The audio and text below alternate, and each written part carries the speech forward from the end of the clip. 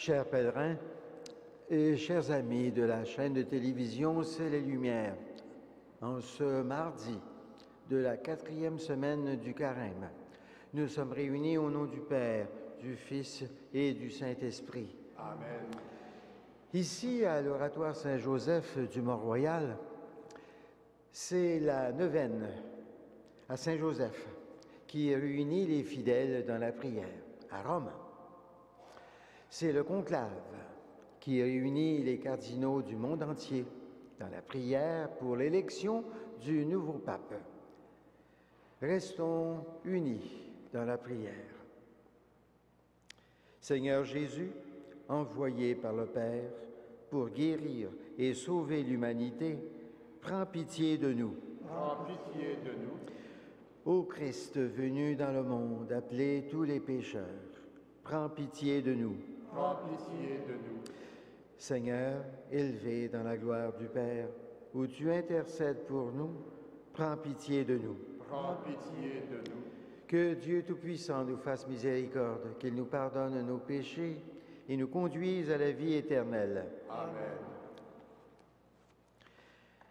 Prions le Seigneur. Nous te présentons, Seigneur, les biens que toi-même nous as donnés. Qu'ils te disent notre reconnaissance devant tout ce que ta création nous propose pour assurer notre vie sur la terre. Qu'ils deviennent aussi le remède qui nous guérira et nous fera vivre éternellement. Par Jésus ton Fils, notre Seigneur, notre Dieu, qui vit et règne avec toi en l'unité de l'Esprit Saint pour les siècles des siècles. Amen.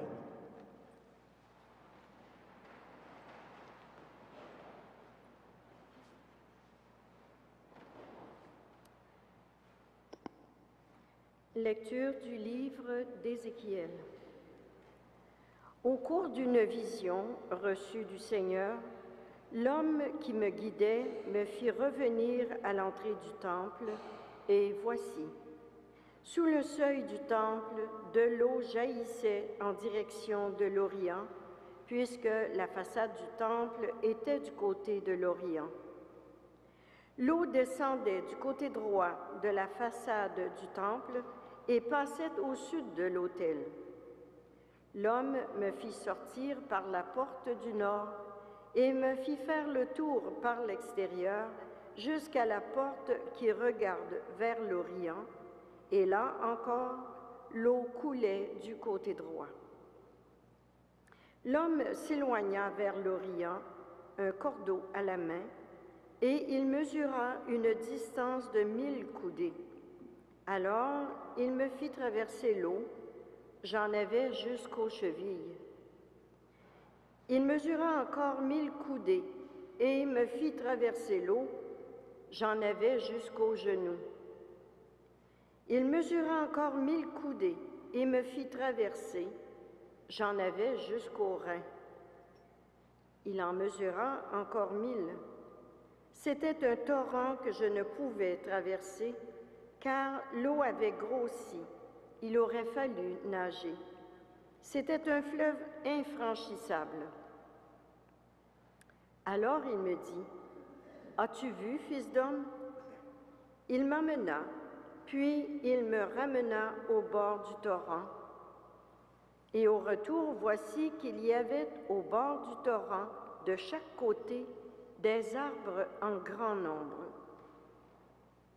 Il me dit, « Cette eau coule vers la région de l'Orient et descend dans la vallée du Jourdain et se déverse dans la mer Morte, dont elle assainit les eaux. En tout lieu où parviendra le torrent, tous les animaux pourront vivre et foisonner. Le poisson sera très abondant, car cette eau assainit tout ce qu'elle pénètre, et la vie apparaît en tout lieu où arrive le torrent. Au bord du torrent, sur les deux rives, toutes sortes d'arbres fruitiers pousseront.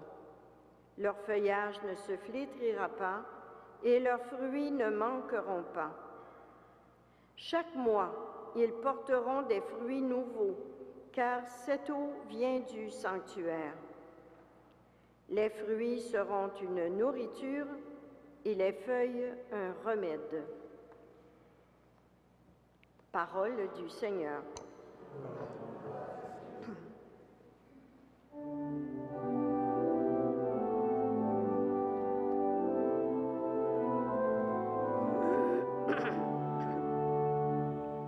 Il est avec nous, le Dieu de l'univers. Il est avec nous, le Dieu de l'univers. Ensemble, Dieu est pour nous refuge et force, secours dans la détresse, toujours offert. Nous serons sans crainte si la terre est secouée, si les montagnes s'effondrent au creux de la mer. Le fleuve, ses bras réjouissent la ville de Dieu, la plus sainte des demeures du Très-Haut. Dieu s'y tient, elle est inébranlable. Quand renaît le matin, Dieu la secourt. Il est avec nous, le Seigneur de l'univers, citadelle pour nous, le Dieu de Jacob. Venez et voyez les actes du Seigneur. Il détruit la guerre jusqu'au bout du monde. Il est avec nous, le Dieu de l'univers.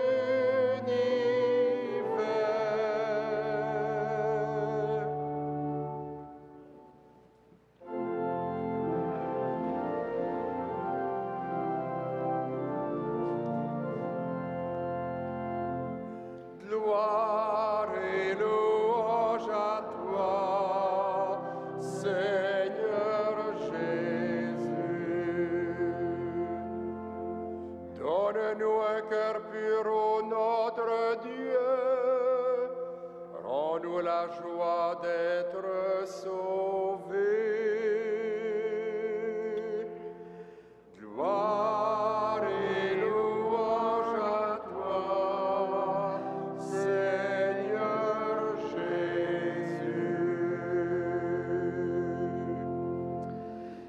Le Seigneur soit avec vous. Et avec votre esprit, Évangile de Jésus-Christ selon saint Jean. gloire à toi, Seigneur. À l'occasion d'une fête des Juifs, Jésus monta à Jérusalem. Or, à Jérusalem, près de la porte des brebis, il existe une piscine qu'on appelle en hébreu Bézata. Elle a 5 colonnades sous lesquelles était couchée une foule de malades, aveugles, boiteux et paralysés. Il y en avait un qui était malade depuis 38 ans. Jésus, le voyant couché là, et apprenant qu'il était dans cet état depuis longtemps, lui dit, « Est-ce que tu veux retrouver la santé ?» Le malade lui répondit, « Seigneur, je n'ai personne pour me plonger dans la piscine au moment où l'eau bouillonne, et pendant que j'y vais, un autre descend avant moi. » Jésus lui dit, « Lève-toi, prends ton brancard et marche. » Et aussitôt, l'homme retrouva la santé, il prit son brancard et il marchait. Or, ce jour-là était un jour de sabbat. Les Juifs dirent à cet homme que Jésus avait guéri, « C'est le sabbat, tu n'as pas le droit de porter ton brancard. » Il leur répliqua, « Celui qui m'a rendu la santé, c'est lui qui m'a dit, « Prends ton brancard et marche. » Ils l'interrogèrent, « Quel est l'homme qui t'a dit, « Prends-le et marche » ?» Mais celui qui avait été guéri ne le savait pas. En effet, Jésus s'était éloigné, car il y avait foule à cet endroit. Plus tard, Jésus le retrouva dans le temple et lui dit, « Te voilà en bonne santé, ne pêche plus il pourrait arriver pire encore. L'homme partit annoncer aux Juifs que c'était Jésus qui lui avait rendu la santé. Et les Juifs se mirent à poursuivre Jésus parce qu'il avait fait cela le jour du sabbat. Acclamons la parole de Dieu. Louange à toi, Seigneur Jésus.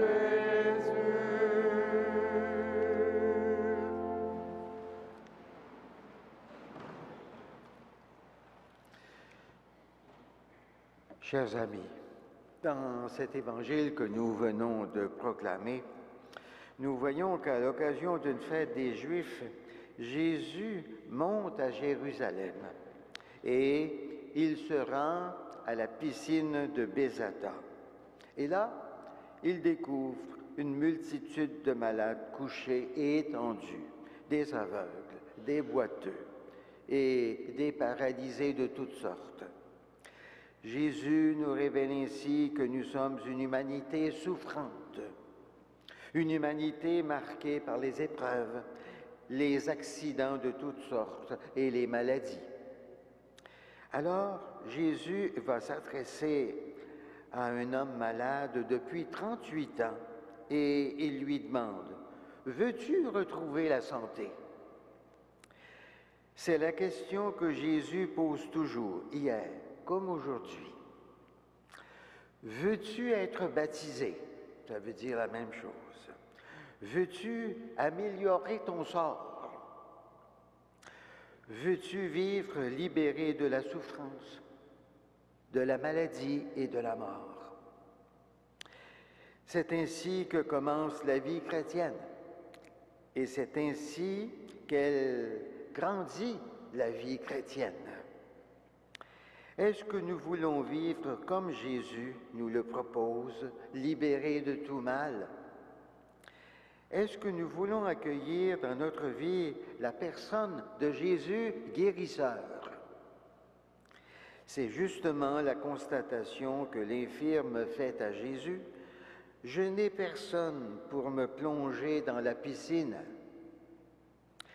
La grande souffrance, la pire des maladies, c'est de n'avoir personne.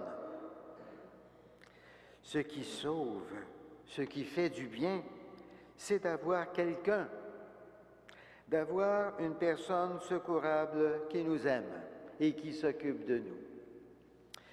Dans cette parole que l'infirme adresse à Jésus, il y a un appel au secours et Jésus répond à son appel en disant « Lève-toi et marche ».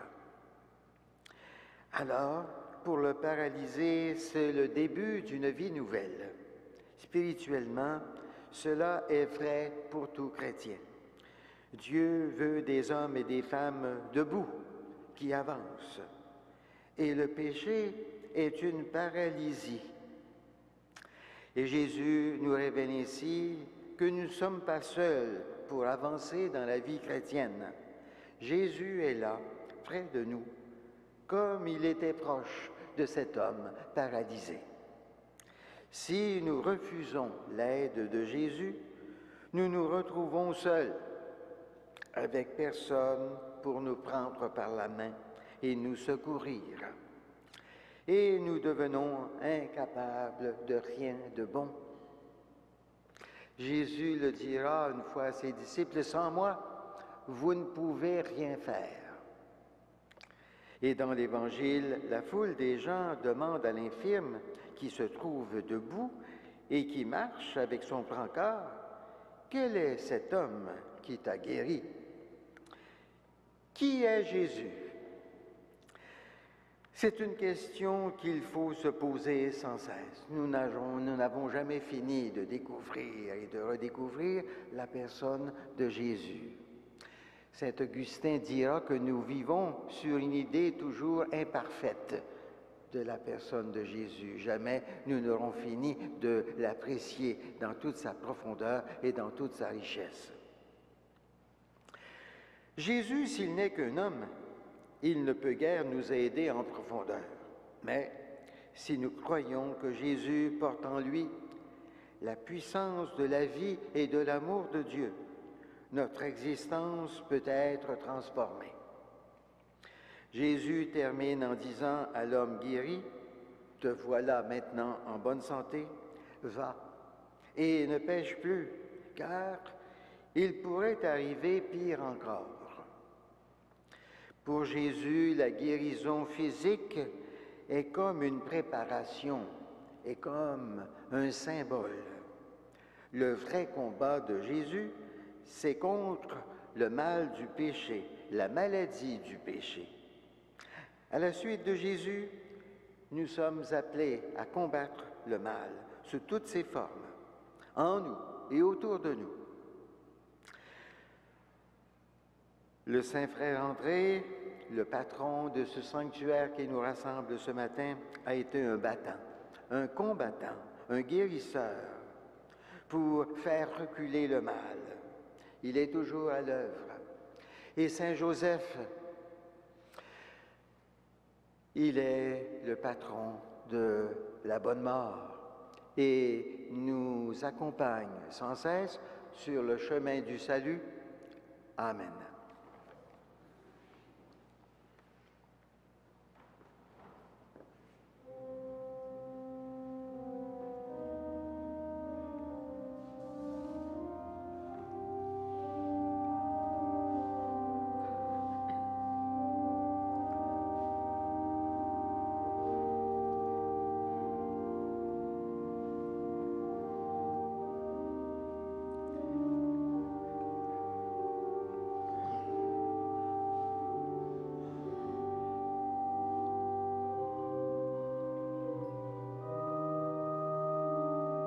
Tu es béni, Dieu de l'univers, toi qui nous donnes ce pain, fruit de la terre et du travail de nos mains. Nous te le présentons. Il deviendra le pain de la vie éternelle.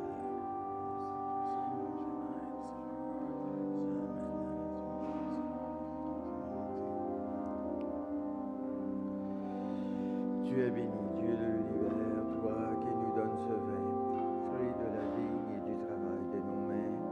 Nous te le présentons, il deviendra le vin du royaume éternel.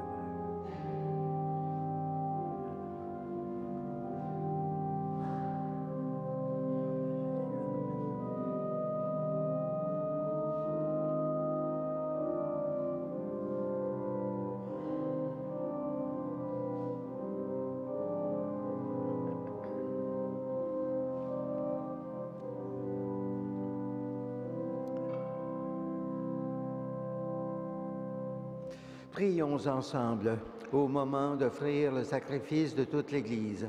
Pour la gloire de Dieu, salut du monde. Nous te présentons, Seigneur, des biens que toi-même nous as donnés. Qu'ils te disent notre reconnaissance devant tout ce que ta création nous propose pour assurer notre vie sur la terre. Qu'ils deviennent aussi le remède qui nous guérira et nous fera vivre éternellement. Par Jésus ton Fils, notre Seigneur, notre Dieu, qui vit et règne avec toi, en l'unité de l'Esprit Saint, pour les siècles des siècles. Amen. Le Seigneur soit avec vous. Et avec votre esprit. Élevons notre cœur. Nous le tournons vers le Seigneur. Rendons grâce au Seigneur notre Dieu. Cela est juste et bon. Vraiment, il est juste et bon de te rendre gloire, de t'offrir notre action de grâce, toujours et en tout lieu. À toi, Père très saint, Dieu éternel et tout-puissant, tu accueilles nos pénitences comme une offrande à ta gloire, car nos privations, tout en abaissant notre orgueil, nous invitent à imiter ta miséricorde et à partager avec ceux qui ont faim. C'est pourquoi, avec les anges et les archanges, avec les puissances d'en haut et tous les esprits bienheureux, nous chantons l'hymne de ta gloire, et sans fin, nous proclamons: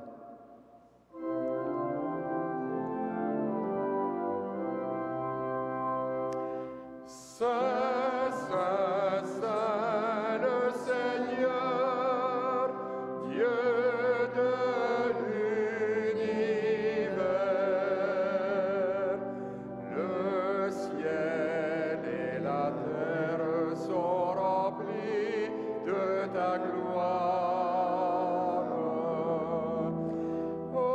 Hosanna au plus haut des cieux.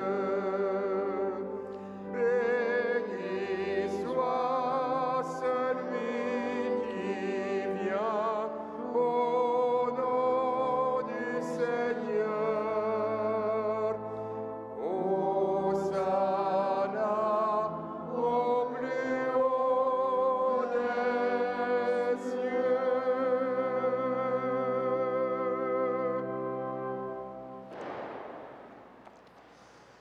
Toi qui es vraiment saint, toi qui es la source de toute sainteté, Seigneur, nous te prions.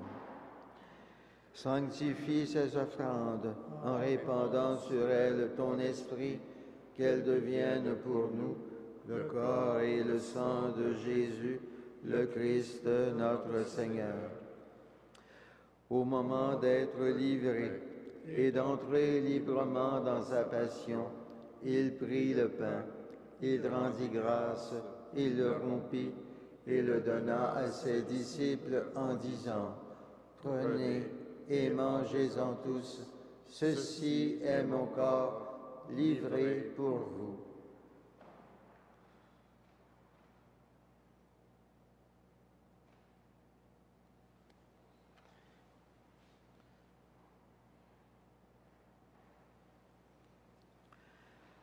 De même, à la fin du repas, il prit la coupe.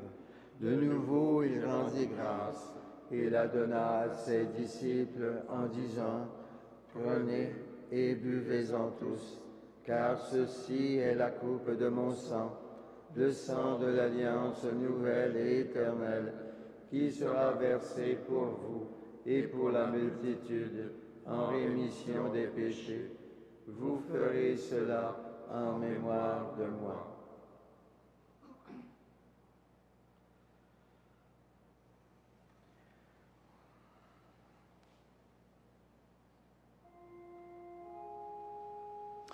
Il est grand le mystère de la foi. Nous proclamons ta mort, Seigneur Jésus. Nous célébrons ta résurrection. Nous attendons ta venue dans la gloire.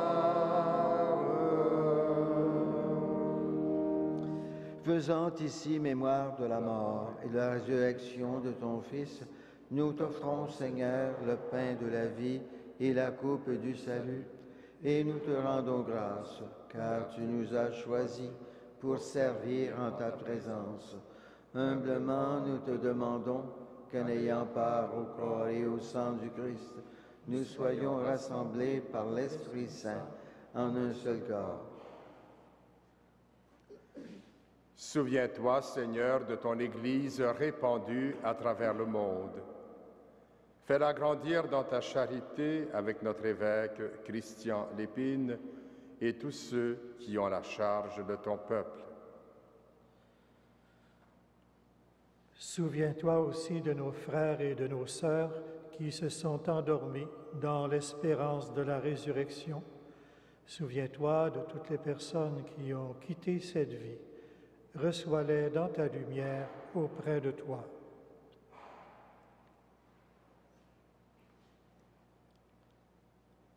Sur nous tous, enfin, nous implorons ta bonté, permets qu'avec la Vierge Marie, la bienheureuse Mère de Dieu, avec Saint Joseph, son époux, avec les apôtres, saints frères André et les saints de tous les temps qui ont vécu dans ton amitié, nous ayons part à la vie éternelle, que nous chantions ta louange par Jésus-Christ, ton Fils bien-aimé.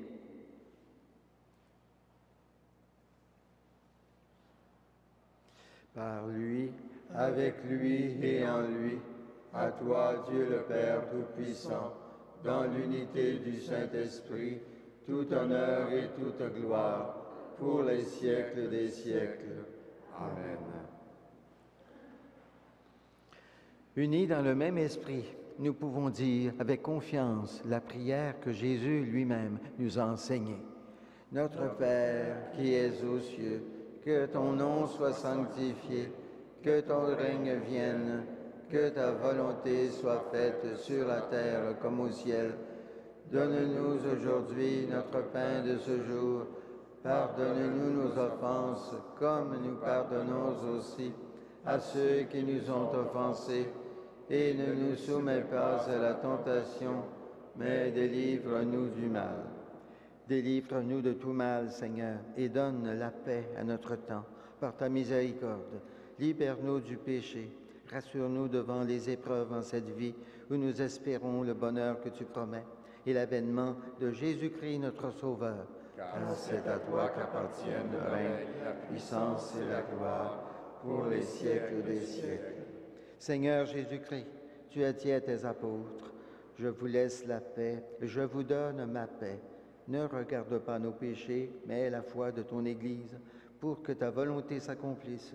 Donne-lui toujours cette paix et conduis-la vers l'unité parfaite, toi qui règnes pour les siècles des siècles. » Amen. Que la paix du Seigneur soit toujours avec vous. Et avec votre esprit, Agneau de Dieu, qui enlève le péché du monde, prends pitié de nous. Agneau de Dieu qui enlève le péché du monde, prends pitié de nous. Agneau de Dieu qui enlève le péché du monde, donne-nous la paix.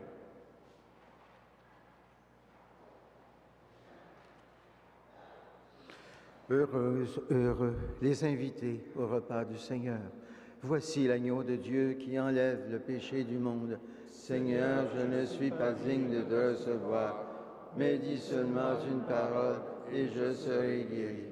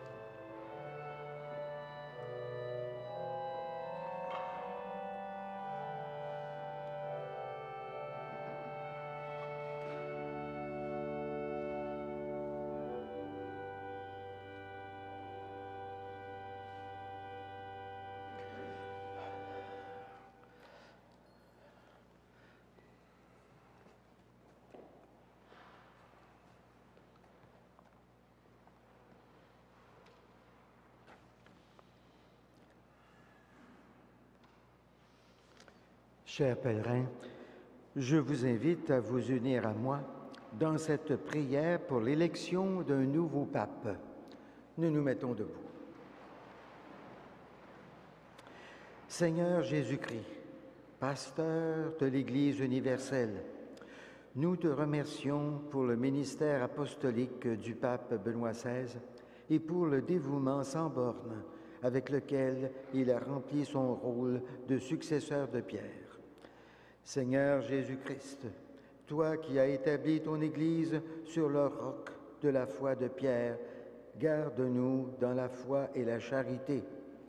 Que Saint Joseph, patron de l'Église universelle, veille sur tous ceux et celles qui te suivent et font de toi la pierre angulaire de leur foi.